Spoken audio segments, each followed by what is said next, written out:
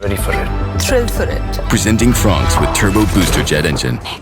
Tom, when you talk about auction table, did they get it wrong there in itself in having a shortage of reinforcements, or are they just unlucky because Mohsen and Mayank couldn't make it? I think we're looking at the wrong list, to be honest with you, because the expense of Rishabh Pant and Nicholas Pooran alone, those two players, makes it very hard to build a very strong bowling unit because you just don't have the funds to do it. You can't compete at the auction table. So, look, it's in an ideal world, it's great to have, Pooran, Miller, Marsh, Pant, all these impactful batters. At the end of the day, you've got to be able to bowl. You've got to be able to have a bowling unit that can be impactful in power play, be adaptable in those middle overs and take wickets and squeeze the opposition. And at the back end of the innings, you need people who can close the game under pressure.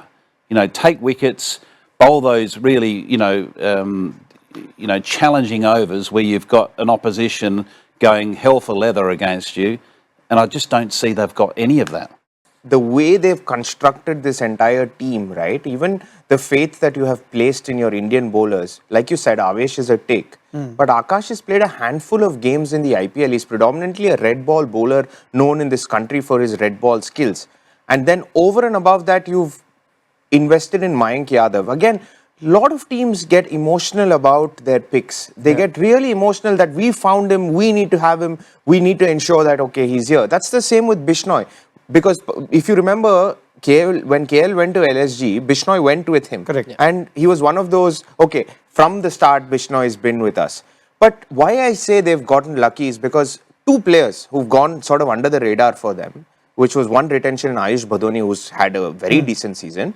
And then one guy who's played 2 games for his state side, which is Digvesh Rathi, who's turned out to be exceptional for them at 30 lakhs. And then you're investing again in a 30 lakh bowler in Prince Yadav, who, according to me, who hasn't done too badly for the kind of price. So essentially, you've sort of gone and Shardul Thakur had a couple of good games coming in as a replacement who's got a few wickets. So whatever you have done in the auction was an allocation of resource for about 30 crore like Yash wanted, which has gone a little bit to waste.